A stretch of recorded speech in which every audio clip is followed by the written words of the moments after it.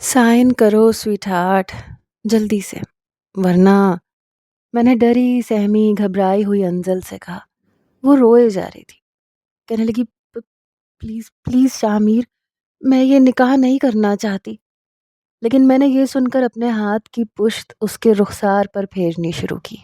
कहने लगा, ऐसे कैसे हो सकता है जाने मन? देखो ना, निकाह नामे पे साइन तो करना पड़ेगा, और साइन नहीं करोगी तो फिर मैं वो सब कुछ कैसे करूँगा? मैं तुम्हें आज बख्शने के मूड में बिल्कुल नहीं हूँ।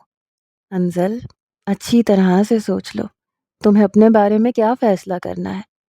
निकाह के बाद सब कुछ करना है या बिना निकाह के ही? अंजल ने मुझे ताज्जुब से देखा था। कांपते हाथों से उसने निकाह नामे पर साइन किए थे और रोए जा रही थी। निकाह पर साइन होते ही मैंने खब्बासत से मुस्कुराते हुए उसे देखा था, फिर कमरे से बाहर चला गया। पहली बार अंजल को मैंने अपनी कज़न की सालगिरह पर देखा था। मेरा शुमार काफ़ी हैंडसम नौजवानों में होता था, लेकिन मैं उतना ही मगरूर और घुमंडी भी था। लड़कियों से सीधे मुंह बात नहीं करता था। मैं शुमाइला का दूर का कज़न था। अंजल खुद भी बेहद खूबसूरत थी। वहाँ बहुत से नौजवान थे जिनकी नज़र अंजल पर थी। उससे दोस्ती करने के ख्वाह थे, लेकिन वो किसी की तरफ नज़र भरकर भी नहीं देख रही थी, क्योंकि वो जानती थी कि वो उन लोगों के हम पल्ला नहीं है। सालगिरह का केक कटते ही अंजल ने शुमाइला को तोहफा दिया। खाना अभी शुरू नहीं हुआ था कि वो वापस जाने की जिद करने लगी। शुमाइला कहने लगी, क्या मसला है तुम्हारे साथ? मैं तुम्हें अपने ड्राइवर के साथ छुड़वा दूंगी। प्लीज़ अंजल, अभी तो सबने खाना भी नहीं खाया और केक भी तुमने नहीं चखा। वो कहने लगी, कोई बात नहीं शुमाइला, मुझे भूख नहीं है। वैसे भी टाइम बहुत ज़्यादा हो गया है, मेरा घर भी बहुत दूर है। शुमाइला कहने लगी, मैं तुम्हें अपने ड्राइवर के साथ भिजवा दूंगी। लेकिन वो कहने लगी, नहीं, मैं चली जाऊंगी। वैसे भी मेरे अब्बा ने मुझे ज़्यादा देर रुकने से मना किया था। मगर शुमाइला उसको रुकने पे इसरार करने लगी। बार बार उसके मोबाइल पे उसके वालिद की कॉल आ रही थी और हॉल में काफ़ी शोर था। वो हॉल से बाहर निकली, फ़ोन अपने कान पे लगाया। कहने लगी, बाबा मैं बस थोड़ी देर में निकल रही हूँ। वो कहने लगे, जल्दी पहुँचो बेटा, टाइम देखो क्या हो रहा है। अगर मेरी तबीयत ठीक होती तो मैं तुम्हें खुद लेने आ जाता। वो कहने लगी, आप परेशान ना हो, मैं बस पहुँच जाऊँगी। शुमाइला ने जब देखा कि अंजल उसे हॉल में नज़र नहीं आ रही, तो वो भी उसे ढूंढते हुए हॉल से बाहर निकल आई। सामने ही वो फ़ोन पर अपने वालिद से बात कर रही थी। शुमाइला उससे कहने लगी, ये क्या बदतमीज़ी है यार, इतनी मुश्किल से इसरार करके मैंने तुम्हें बुलवाया है और तुम्हें जाने की इतनी जल्दी है। अभी तो ठीक से पार्टी हुई भी नहीं है। अंजल कहने लगी, समझने की कोशिश करो शुमाइला, मैं तुम्हारी मोहब्बत में इस सालगिरह में आई हूँ, वरना तुम जानती हो मुझे ज़्यादा कहीं आना जाना पसंद नहीं है। 9 बज रहे हैं, इस वक्त मुझे आसानी से कोई भी सवारी मिल जाएगी। वो हॉल जहाँ था वहाँ ज़्यादातर बंगले बने हुए थे। मेन रोड काफ़ी दूर था जहाँ से उसे टैक्सी मिलती। अंजल उसे समझाने लगी कि शुमाइला, अगर मैं लेट हो गई तो बहुत मसला हो जाएगा। वो कहने लगी, कोई मसला नहीं होता, मेरा ड्राइवर तुम्हें छोड़ देगा ना, चलो ना, आओ ना अंदर। शुमाइला ने अंजल की एक बात नहीं सुनी और उसका हाथ पकड़कर उसे अंदर ले गई। फंक्शन ख़त्म होते होते 12 बज गए। फिर वहाँ लड़के लड़कियों के डांस शुरू हो गए। शायद शुमाइला की हाई क्लास पार्टियों में ऐसा होता होगा, लेकिन अंजल का माहौल यकसर मुख्तलिफ था। वो मतवस्सित घराने से ताल्लुक़ रखती थी, बस शुमाइला के बेपनाह इसरार पे आई थी। अब तो उसके फ़ोन की बैटरी भी डाउन हो चुकी थी, इसलिए बेहद परेशान थी। उसने शुमाइला से कहा कि अब बहुत देर हो गई है, तुम अपने ड्राइवर से कहो कि घर छोड़ दे मुझे। इससे पहले कि शुमाइला अपनी गाड़ी में अंजल को उसके घर भेजती, ड्राइवर उसकी वालिदा को लेके घर जा चुका था और उसका भी लेट नाइट तक रुकने का इरादा था। ये सुनकर अंजल का ये हाल था कि अभी रो देगी। वो कहने लगी, मैंने तुमसे पहले भी कहा था मुझे जाने दो, अब तो मेन रोड पे रिक्शा भी मुश्किल से मिलेगा। फ़ोन की बैटरी भी डाउन हो चुकी थी। शुमाइला कहने लगी, तुम क्यों टेंशन ले रही हो, मैं कुछ करती हूँ। ड्राइवर को तो आधा घंटा लग जाएगा, मैं देखती हूँ कौन वापस जा रहा है, तुम्हें मैं भिजवा देती हूँ। कहने लगी, ऐसे कैसे भिजवा दोगी, मैं किसी अजनबी के साथ हरगिज़ नहीं जाऊंगी। शुमाइला कहने लगी, तुम चुप तो करो, اسی وقت میں واپسی کی تیاری میں تھا۔ میں جیسے ہی اپنی گاڑی میں بیٹھنے لگا، شمائلہ نے مجھے آواز دی، کہنے لگی شامیر پلیز رکو۔ میں جو اپنی گاڑی کا فرنٹ ڈور کھول رہا تھا وہیں رک گیا۔ شمائلہ کی طرف دیکھ کے کہنے لگا کیا بات ہے؟ شمائلہ نے انزل کا ہاتھ پکڑ رکھا تھا۔ تیزی سے قدم اٹھاتی ہوئی وہ میرے پاس آ گئی، کہنے لگی یہ میری دوست ہے، پلیز اسے گھر تک ڈراپ کر دو۔ میں نے ایک بھرپور نظر انزل کے خوبصورت سراپے پر ڈالی، بڑی گہری نظروں سے اس کے سراپے کو دیکھا۔ خوبصورت لڑکیاں تو ویسے بھی میری کمزوری تھیں، اور وہ لڑکی اس محفل میں بہت سے لڑکوں کے دل جیت چکی تھی۔ میں اسے پہلے بھی دیکھ چکا تھا، اور لڑکوں کی اس کی طرف اٹھتی نظروں کو بھی۔ وہ لڑکی سادگی میں بھی، حسن میں اپنی مثال آپ تھی۔ میں نے کہا کیوں نہیں، میں چھوڑ دیتا ہوں۔ میری بات سن کر وہ شمائلہ سے کہنے لگی مجھے بس مین روڈ تک چھڑوا دو، میرے ساتھ بیٹھ جاؤ، مین روڈ سے مجھے کوئی بھی رکشہ مل جائے گا، میں خود چلی جاؤں گی۔ شاید میری نظروں کے وار اسے اچھے نہیں لگے۔ کیا ہو گیا تمہیں؟ میرا کزن ہے یہ، پریشان ہونے کی ضرورت نہیں ہے، یہ تمہیں گھر تک چھوڑ دے گا۔ لیکن وہ لڑکی بار بار شمائلہ سے یہ اصرار کر رہی تھی کہ وہ بھی ساتھ بیٹھ جائے، وہ اکیلے کسی لڑکے کے ساتھ نہیں جائے گی۔ یہ سن کے مجھے بھی بڑا غصہ آنے لگا۔ میں نے کہا شمائلہ کیا کرنا ہے؟ محترمہ کو چھوڑنا ہے یا میں جاؤں؟ کہنے لگی پلیز انزل کیا ہو گیا ہے؟ تمہیں کھا تھوڑی جائے گا۔ اس نے گاڑی کا پچھلا دروازہ کھولا اور انزل کو بیٹھنے کے لیے کہا۔ وہ گھبرائی ہوئی پیچھے بیٹھی اور دروازہ شمائلہ نے بند کر دیا۔ میں بھی ڈرائیونگ سیٹ سنبھال چکا تھا۔ وہ میری سیٹ کے پاس آئی، کہنے لگی شامیر تمہارا بہت بہت شکریہ، تھینک یو سو مچ، تم نے میرا بہت بڑا مسئلہ حل کر دیا۔ میں نے کہا کوئی بات نہیں۔ میں نے گاڑی سٹارٹ کی اور اس سے کہا جی فرمائیے، کہاں ہے آپ کا گھر؟ کہنے لگی بس مین روڈ تک چھوڑ دیں، میں چلی جاؤں گی۔ میں نے گھڑی کی طرف دیکھا، میں نے کہا محترمہ 1 بج چکا ہے، مین روڈ پہ آپ کو اس وقت بڑی مشکل سے رکشہ ملے گا، آپ مجھے اپنا گھر بتا دیں، میں آپ کو بحفاظت وہاں پہنچا دوں گا۔ لیکن شاید اسے مجھ پہ بھروسہ نہیں تھا۔ میں اتنا بھی ناقابل اعتبار نہیں تھا، اور نہ ہی اتنا برا تھا کہ ہر لڑکی کے ساتھ چھچھوری حرکتیں کرتا۔ ایک کامیاب بزنس مین باپ کا کامیاب بزنس مین بیٹا تھا۔ میرے پاس نہ تو پیسوں کی کمی تھی اور نہ لڑکیوں کی، جو میں اس 3rd کلاس مڈل کلاس لڑکی کے ساتھ کچھ کروں گا۔ میرے پاس اتنا پیسہ تھا کہ جب چاہے جتنی حسین لڑکی کو چاہوں اپنے کمرے کی زینت بنا سکتا تھا۔ وہ کہنے لگی ٹھیک ہے، ناظم آباد 2 نمبر کی طرف میرا گھر ہے۔ یہ سن کے میں کہنے لگا کہ وہ تو کافی دور ہے، کیونکہ شمائلہ کا گھر ڈیفینس میں تھا، میں بھی ڈیفینس کے بنگلے میں ہی رہتا تھا۔ کہنے لگی اسی لیے میں آپ سے کہہ رہی ہوں مجھے مین روڈ تک چھوڑ دیں، میں کچھ بھی مینج کر لوں گی۔ میں نے کہا کوئی مسئلہ نہیں ہے، میں چھوڑ دیتا ہوں۔ بہرحال میں نے گاڑی سٹارٹ کی اور ناظم آباد کی طرف چل نکلا۔ لیکن ابھی 10 منٹ کی ڈرائیو ہی کی تھی کہ تیز بارش شروع ہو گئی، اور اتنی اچانک یہ سب کچھ ہوا کہ یہ دیکھ کے وہ لڑکی بے تحاشا گھبرائی۔ سڑکوں پر ویسے بھی رش نہ ہونے کے برابر تھا، اس لیے میں نے گاڑی کی رفتار تیز کر دی، کیونکہ مجھے واپس پھر گھر بھی جانا تھا۔ لیکن جیسے ہی ڈیفینس سے باہر نکلا، سڑکوں کی حالت کافی خراب تھی۔ میرا اٹھنا بیٹھنا، دوست احباب سب ڈیفینس میں رہتے تھے۔ ناظم آباد کی طرف تو میرا جانا کبھی کبھار ہی شاید ہوا ہوگا۔ سڑکیں پانی سے بھر چکی تھیں، پانی آہستہ آہستہ گاڑی کے ٹائروں سے بھی اوپر ہونے لگا تھا۔ اتنی تیز بارش تھی کہ سامنے کی سڑک بھی نظر نہیں آ رہی تھی۔ ایک جگہ آ کے گاڑی بالکل رک گئی۔ میں بار بار گاڑی سٹارٹ کر رہا تھا، لیکن شاید انجن میں پانی جا چکا تھا، گاڑی سٹارٹ نہیں ہو رہی تھی۔ بارش یوں ہو رہی تھی جیسے پتہ نہیں آج سب کچھ ڈبو دے گی۔ میں بے تحاشا پریشان تھا، اوپر سے وہ لڑکی میری جان کا عذاب بن گئی۔ بار بار کہے جا رہی تھی گاڑی کیوں نہیں چلا رہے؟ میں نے کہا آپ کو نظر نہیں آ رہا بارش کتنی تیز ہو چکی ہے؟ اوپر سے آپ کراچی کے 3rd کلاس علاقے میں رہتی ہیں، میری گاڑی کے انجن میں پانی جا چکا ہے۔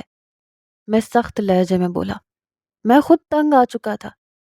کہنے لگی میں جانتی ہوں آپ سب لڑکوں کا یہی مسئلہ ہوتا ہے، سنسان سڑک پہ گاڑی کھڑی کر کے بہانے بناتے ہیں۔ میں نے آپ سے کہا تھا مجھے مین روڈ تک چھوڑ دو، میں رکشے سے چلی جاؤں گی۔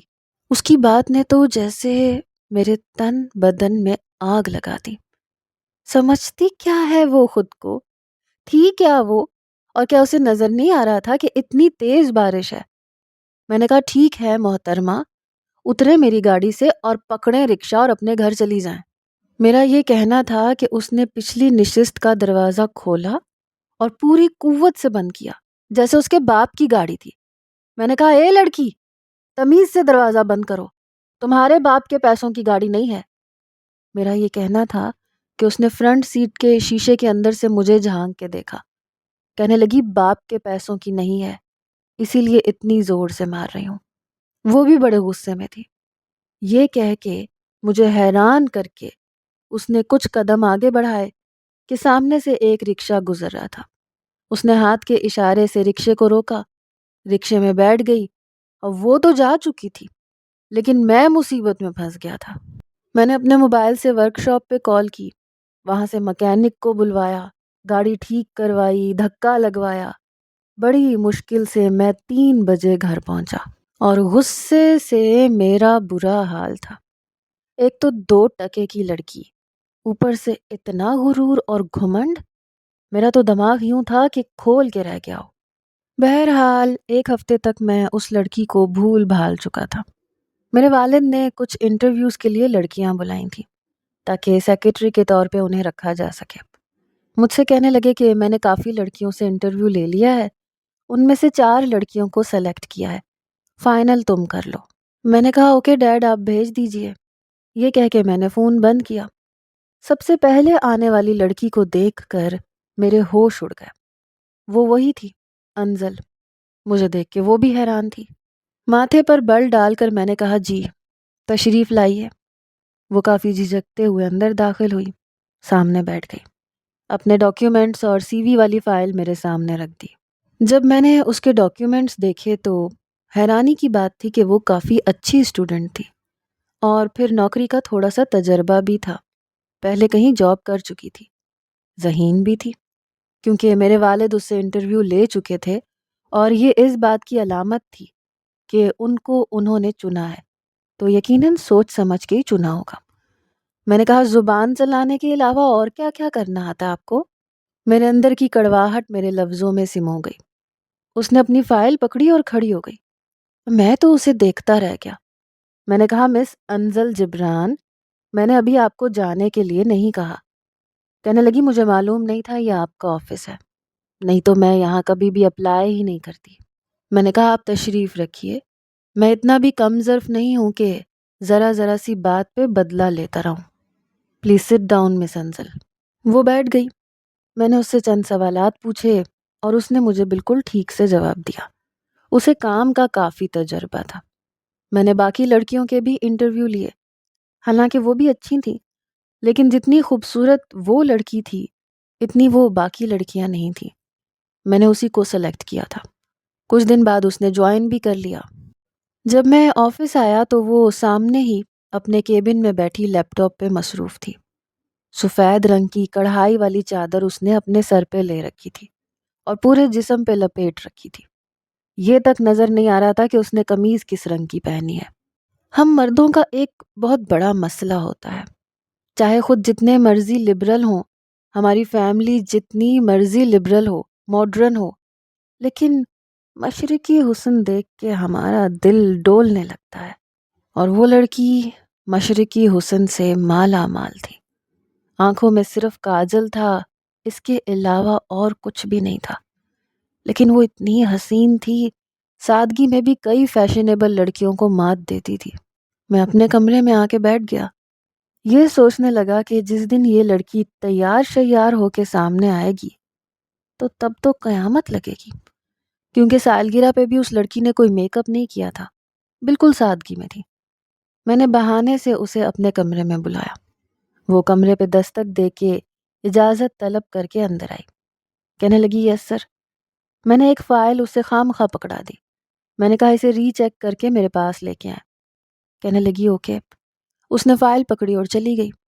میں بہانے بہانے سے کئی بار اسے کمرے میں بلاتا، بے فضول فائل پکڑا دیتا، لیکن پتہ نہیں کیوں اس کو دیکھ کر جی ہی نہیں بھرتا تھا۔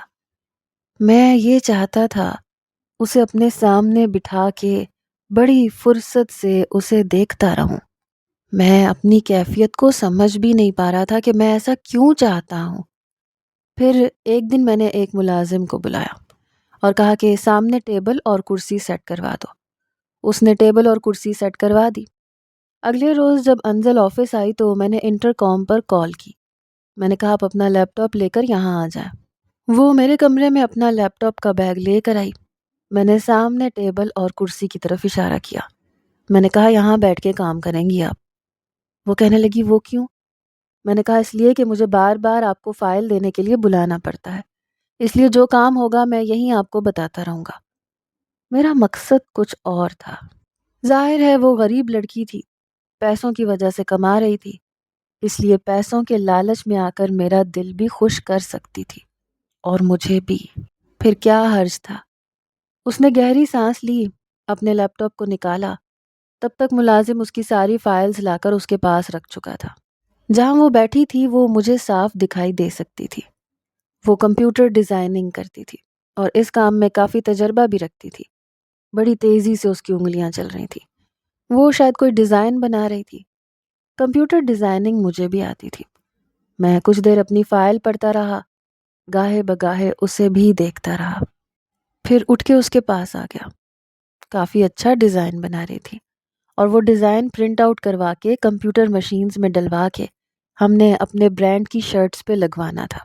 میں اس کے پیچھے کھڑا اس کی ڈیزائننگ دیکھ رہا تھا۔ پھر میں تھوڑا سا قریب ہوا، اس کے چہرے کے پاس اپنا چہرہ لے کر گیا اور اپنا ہاتھ بڑھا کر ماؤس پر رکھ دیا جہاں پہلے سے اس کا ہاتھ تھا۔ وہ بری طرح سے سٹ پٹائی، بے ساختہ چہرہ ادھر کیا تو اس کے ہونٹ میرے سر کے بالکل قریب تھے۔ وہ بری طرح سے بوکھلا کے رہ گئی۔ میں اس کی کیفیت کو سمجھ گیا تھا، لیکن میں نے یہ ظاہر کیا جیسے کچھ ہوا ہی نہیں۔ اس کے ہاتھ کو اپنے ہاتھ سے ماؤس پر حرکت دی اور سامنے اسکرین پر دیکھنے لگا۔ میں نے کہا یہ ڈیزائن یہاں سے کچھ ٹھیک نہیں لگ رہا، اسے تھوڑا سا ریموو کر دیں۔ یہ بات میں اسے اسکرین پر انگلی رکھ کے بھی بتا سکتا تھا، لیکن میں اس کے لمس کو محسوس کرنا چاہتا تھا۔ کہہ سکتے ہیں کہ میں تھوڑا سا عیاش قسم کا لڑکا تھا۔ ہاں، شراب وراب نہیں پیتا تھا، نہ شراب کا عادی تھا، لیکن لڑکیوں کا نشہ کیا کم نشہ ہوتا ہے۔ وہ نشہ مجھے تھا۔ کبھی کبھی گناہ بھی کر جاتا تھا، لیکن سامنے لڑکی کی مرضی سے۔ بس یوں سمجھ لیں کہ پیسہ پھینک اور تماشا دیکھ والی مثال تھی۔ اس لیے مجھے لگتا تھا کہ ہر لڑکی بکاؤ ہے۔ پہلے بھی میں اپنی کتنی امپلائیز کے ساتھ دل لگی کر چکا تھا اور انہیں منہ مانگی قیمت بھی دے چکا تھا۔ اس لیے کسی لڑکی کی اتنی جرت نہیں تھی کہ مجھ پہ انگلی اٹھاتی۔ میں کوئی فلمی ہیرو نہیں تھا۔ یہ جو امیر ہوتے ہیں، بزنس مین بھی ہوتے ہیں، پیسے کی دین بھی ہو اور پھر وہ شریف انسان بھی ہو، ایسا حقیقت میں نہیں ہوتا، اور اگر یہ ہوتا بھی ہے تو بہت کم ہوتا ہے۔ شرافت اور دولت کبھی بھی ایک ساتھ کسی کو نصیب نہیں ہوتی۔ اس لیے مجھے آپ شریف بالکل مت سمجھیے گا۔ ہاں، لیکن میں نے کبھی کسی لڑکی کے ساتھ زبردستی کچھ نہیں کیا تھا۔ پیسے پھینکتا تھا، اشارے دیتا تھا، رسپانس آتا تھا تو پھر میں پیچھے نہیں ہٹتا تھا۔ میں نے محسوس کیا کہ اس کا ہاتھ میرے ہاتھ کے نیچے لرز رہا تھا۔ چہرے پر بے تحاشا بدحواسی تھی اور میں اس کی کیفیت سے حز اٹھا رہا تھا۔ مجھے مزہ آ رہا تھا، لیکن پھر میں نے اس کا ہاتھ چھوڑ دیا، خود بھی پیچھے ہٹ گیا۔ لیکن وہ لڑکی کافی سمجھدار تھی۔ کہنے لگی سر مائنڈ مت کیجیے گا، لیکن آئندہ اگر آپ کو ڈیزائن میں کوئی بھی ایشو ہو تو اسکرین پر انگلی رکھ کے مجھے بتا دیجیے گا، میرے قریب مت آئیے گا، مجھے برا لگتا ہے۔ اس نے میری اس حرکت کو اگنور نہیں کیا تھا، بلکہ مجھے فوراً سے وارن کیا تھا تاکہ میں آئندہ نادانستگی میں بھی اس کے ساتھ ایسا کچھ کرنے کی ہمت نہ رکھوں۔ میں نے کہا اوکے مس انزل، لیکن بخدا میرا ایسا کوئی ارادہ نہیں تھا۔ میں تو اکثر اپنے امپلائیز کو ایسا سمجھانے کے لیے ایسے کر دیتا ہوں اور کوئی بھی مائنڈ نہیں کرتا۔ مجھے نہیں لگتا کہ یہ ایسی بات ہے کہ اس پہ مائنڈ کیا جائے۔ ویسے بھی آپ ورکنگ وومنس میں شمار ہوتی ہیں تو ایسی بات سے تو باخبر ہوں گی، یہ سب تو چلتا ہے۔ کہنے لگی لیکن میرے ساتھ یہ نہیں چلتا۔ آپ اپنی باقی کی امپلائیز کے ساتھ کیا کرتے ہیں کیا نہیں کرتے، مجھے اس سے کوئی غرض نہیں ہے، لیکن پلیز آپ آئندہ مجھ سے فاصلہ رکھ کے بات کیجیے گا۔ پتہ نہیں کیوں وہ لڑکی ہمیشہ ایسے بات کرتی تھی جیسے میری تذلیل کر رہی ہو، اور میرے اندر آگ سی لگا دیتی تھی۔ میں نے کہا اوکے ٹھیک ہے۔ میں اپنی سیٹ پہ جا کے بیٹھ گیا۔ بار بار مجھے اس پہ غصہ آ رہا تھا۔ سمجھتی کیا تھی خود کو؟ بڑی مشکل سے میں نے خود کو ٹھیک کیا۔ شاید اندر ہی اندر یہ بات برداشت نہیں ہو رہی تھی کہ ایک مڈل کلاس معمولی سی لڑکی ہو کے مجھے یوں نخرے دکھا رہی ہے۔ ایسے نخرے تو مجھے کبھی میری کلاس کی لڑکیوں نے بھی نہیں دکھائے تھے۔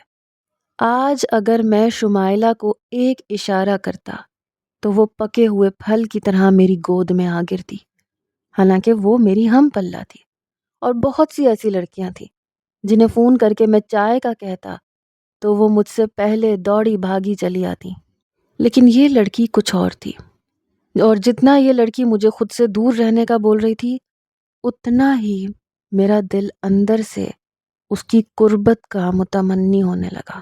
مجھے سمجھ نہیں آتا تھا ایسا کیا ہے اس کے پاس جو اسے چھپانا پسند ہے۔ ایک بار میں نے اسے کہا کہ ہمیں میٹنگ میں جانا ہے، اس لیے آپ کل کچھ اچھا سا ڈریس پہن کے آئیے گا، کیونکہ ایک بہت بڑے ہوٹل میں میٹنگ ہے، وہاں پہ کلائنٹس کے ساتھ فائنل ڈیلنگ بھی ہوگی۔ کہنے لگی جی میں کوشش کروں گی۔ یہ کہہ کے وہ سوچ میں پڑ گئی۔ میں نے کہا مس انزل اگر پیسوں کا ایشو ہے تو میں چیک کاٹ کے دے دیتا ہوں۔ کہنے لگی نہیں نہیں ایسی کوئی بات نہیں ہے، میں مینیج کر لوں گی۔ میں نے کہا آپ کو اندازہ تو ہے نا بڑے بڑے ہوٹلز میں ڈیلنگ کیسے ہوتی ہے، تمام ممبرز کو خیال رکھنا پڑتا ہے۔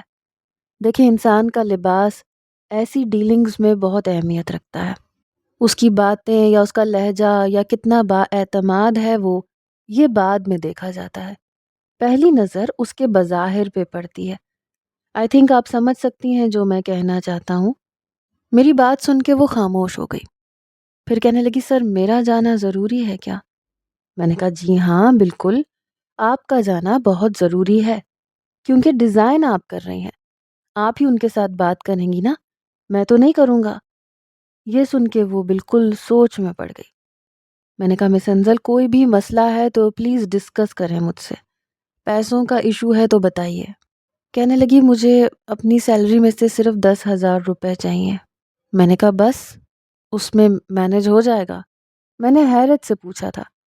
کہنے لگی جی ہو جائے گا۔ میں نے کہا اوکے۔ میں نے اپنے والیٹ میں سے اسے 10,000 نکال کے دے دیے۔ کہنے لگی آپ میری سیلری میں سے کاٹ لیجئے گا۔ میں نے کہا ارے رہنے دیجئے، 10,000 کی تو کوئی بات ہی نہیں ہے، کوئی بات نہیں آپ رکھ لیں، لیکن پلیز کل بہت اچھے سے تیار ہو کے آئیے گا۔ کہنے لگی okay I will try my best. اگلے روز وہ ایک برانڈ کا سوٹ پہن کے آفس میں آئی، لیکن فل سلیوز، لیکن آج وہ بڑی سی کڑھائی والی چادر نہیں پہنی تھی۔ اس نے آفس میں آتے ہی وہ چادر اتار کے اپنے پرس میں رکھ لی اور سوٹ کے ساتھ کا بڑا سا دوپٹہ سر پہ اوڑھ لیا۔ کانوں میں سمپل سی بالیاں پہن رکھی تھیں، ورنہ وہ یہ بھی پہن کے نہیں آتی تھی۔ ہونٹوں پر لائٹ کلر کی لپسٹک تھی، آنکھوں میں وہی کاجل۔ بس یہ تھی اس کی تیاری، جو شاید میٹنگ کے حساب سے اتنی بری نہیں تھی، لیکن مجھے کہاں تسلی ہو رہی تھی۔ میں اسے بے حجاب دیکھنا چاہتا تھا۔ میں چاہتا تھا وہ کچھ ایسا پہنے جو پہنا ہوا بھی ہو اور نہ پہننے کے برابر بھی ہو، پہن کر بھی اس کی زیست کو اچھی طرح سے ظاہر کرے، لیکن ایسا کچھ نہیں تھا۔ میں نے جب اسے سر سے پیر تک تنقیدی نظر سے دیکھا تو پھر میں کھڑا ہو گیا۔ میں نے کہا آپ کو پتہ ہے ابھی 10 منٹ میں ہمیں میٹنگ کے لیے نکلنا ہے۔ کہنے لگی جی سر میں تو ٹائم پہ آئی ہوں۔ میں نے کہا ٹائم ہی تو نہیں ہے، آپ اپنا حلیہ دیکھیں، میں آپ کو کسی میلاد کے فنکشن میں نہیں لے کے جا رہا، میٹنگ پہ جانا ہے یار۔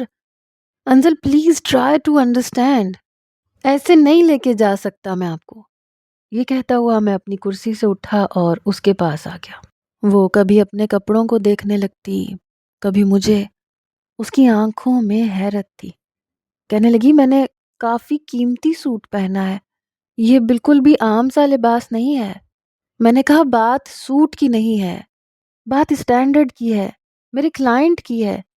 یہ کہہ کے میں نے اس کے سر سے دوپٹہ اتارا اور وہ دوپٹہ میں نے اس کے کندھے پہ ایک طرف رکھ دیا اور کہا انزل پلیز مجھے غلط مت سمجھیے گا، دیکھیے یہ بہت ضروری ہے۔ وہ بار بار ٹیشو سے اپنا پسینہ صاف کرنے لگی۔ اس کے جوڑے کو میں نے کیچر سے آزاد کیا۔ پہلی بار اس کے سلکی بال کسی حسین آبشار کی طرح اس کی کمر پہ جھولے۔ یہ دیکھ کے میں کچھ پل کے لیے تو سب کچھ بھول گیا۔ صرف اس کے بال کھولنے سے، اس کے دوپٹے کو اس کے سر سے ہٹانے سے وہ اتنی حسین لگ رہی تھی، جی چاہ رہا تھا کوئی گستاخی اس کے ساتھ کر گزروں۔ ہوش ربا تھی وہ لڑکی، پتہ نہیں کیا چیز تھی۔ میرے اندر تو یار ایسے ادھم سی مچی کہ جذبات قابو میں رکھنے مشکل ہو گئے۔ پھر میں نے اسے چلنے کے لیے کہا۔ وہ میرے ساتھ ہوٹل میں چلی گئی جہاں پہلے سے کلائنٹس موجود تھے، لیکن وہ بے حد نروس تھی۔ میں نے کلائنٹ سے کھانے کا پوچھا لیکن وہ منع کر چکے تھے۔ انہیں کمپیوٹر ڈیزائننگ کافی پسند آئی تھی۔ پھر انزل بڑے اعتماد سے اپنی ڈیزائننگ کے بارے میں ڈیٹیل سے بتانے لگی۔ وہ اس کے کام سے کافی امپریس ہوئے۔ ہمارا کانٹریکٹ ان کے ساتھ سائن ہو چکا تھا۔ میں بہت خوش تھا کیونکہ وہ کافی اچھی کمپنی تھی جس کے ساتھ ہماری ڈیل ہوئی تھی۔ وہ لوگ جا چکے تھے۔ انزل بھی کھڑی ہو گئی۔ میں نے کہا انزل بیٹھیے نا، کھڑی کیوں ہو گئی ہیں؟ کہنے لگی سر میٹنگ تو ختم ہو گئی۔ میں نے کہا ہاں لیکن مجھے بھوک لگ رہی ہے۔ مجھے تو امید تھی کہ وہ لوگ کھانا ضرور کھائیں گے، لیکن وہ لوگ شاید لیٹ بریک فاسٹ کر کے آئے تھے۔ سر مجھے بھوک نہیں ہے۔ میں نے کہا لیکن مجھے تو بھوک لگی ہے نا، اب آپ کو ساتھ تو دینا پڑے گا۔ میں اس کے ساتھ کچھ وقت گزارنا چاہتا تھا۔ کھانا کھانا تو شاید بہانہ تھا۔ میں نے کہا آپ کے لیے کیا منگواؤں؟ کہنے لگی اونلی پاستا۔ میں نے اس کے لیے پاستا آرڈر کیا، اپنے لیے پیزا آرڈر کیا۔ میں نے کہا مجھے اندازہ نہیں تھا کہ آپ یوں با اعتماد ہو کر کلائنٹ کے سامنے بات کر لیں گی۔ میں نے کہا آپ کافی نروس تھی۔ بار بار ہوا سے اس کے بال آگے کی جانب آ رہے تھے، اس کے حسن کو دوبالا کر رہے تھے، اور میرا دل اندر سینے میں مجھے دہائیاں دے رہا تھا۔ میں نے کہا جہاں پہلے آپ کام کرتی تھیں وہاں بھی کبھی ایسی میٹنگز میں گئی تھیں؟ کہنے لگی نو سر، وہ صرف آفس ورک تھا۔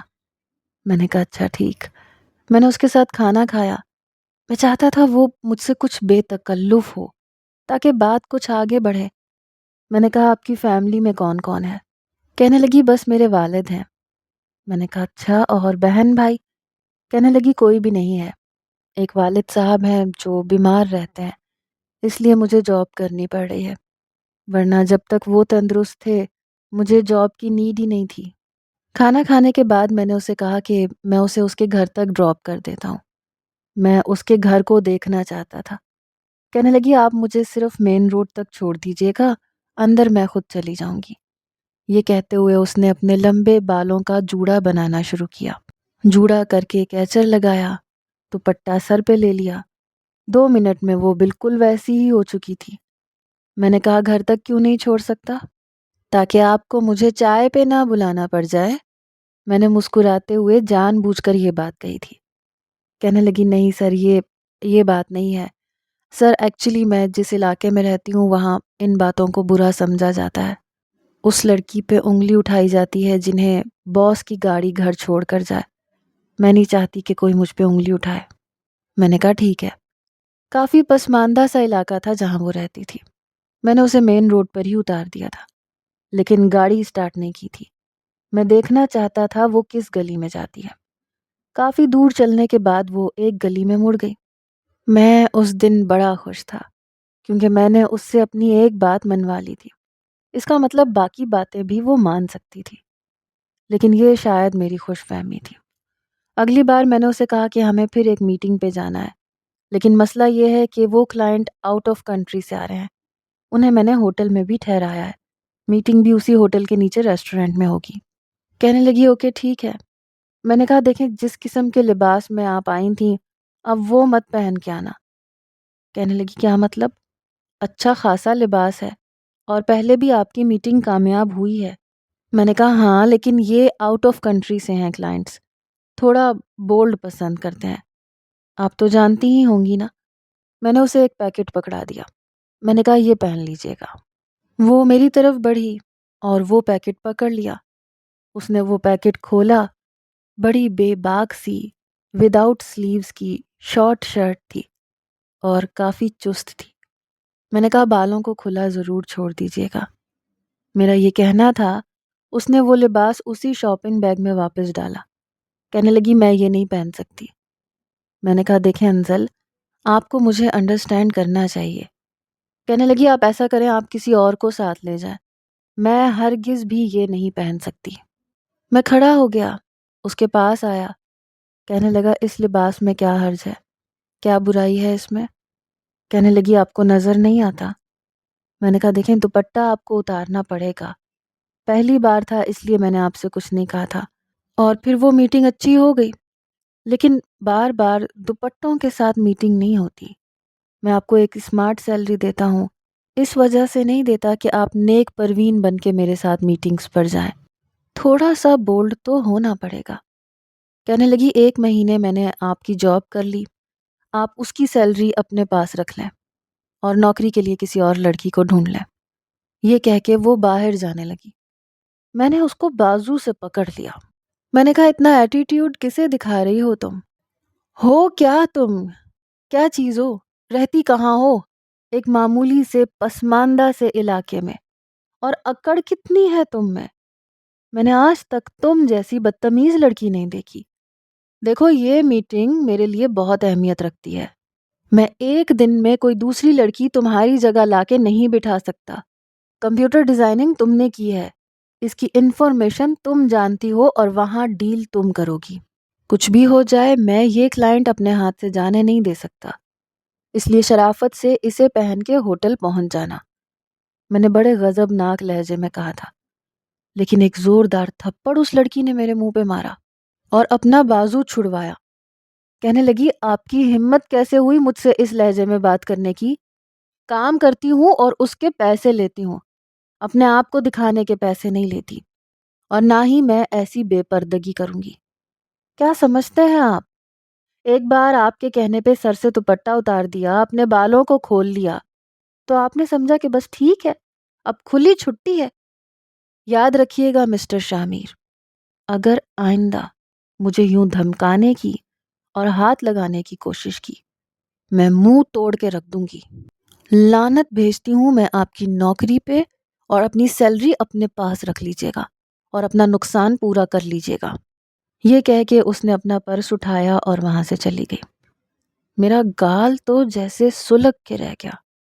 تھپڑ میرے منہ پہ پڑا تھا لیکن اس کی چھاپ میرے دل پہ جا کے لگی تھی۔ میں نے کہا چھوڑوں گا نہیں تمہیں۔ شاہ میر مرتضیٰ کو تم نے سمجھ کیا رکھا ہے انزل جبران؟ شاہ میر کا وعدہ ہے تم سے، تمہیں اپنے سامنے گھٹنے ٹیکنے پہ مجبور نہیں کیا، اور اپنے تھپڑ کا بدلہ تم سے نہیں لیا، تو میرا نام بدل دینا۔ میں نے پیپر ویٹ اٹھایا اور زور سے زمین پہ پھینکا۔ السلام علیکم ناظرین، جلدی جلدی کمنٹس میں بتائیں کہ آپ کو آج کی ایپیسوڈ کیسی لگی۔ آپ کے کمنٹس اور آپ کی رائے ہمارے لیے انرجی ٹونک کا کام دیتے ہیں، ہمیں یہ اندازہ ہوتا ہے کہ آپ کو ہماری لکھی ہوئی سٹوریز کیسی لگتی ہیں۔ آپ کے آنے والے کمنٹس ہماری ہمت کو بڑھاتے ہیں، اس لیے پلیز کمنٹ ضرور کیا کریں۔ بہت شکریہ، اللہ حافظ۔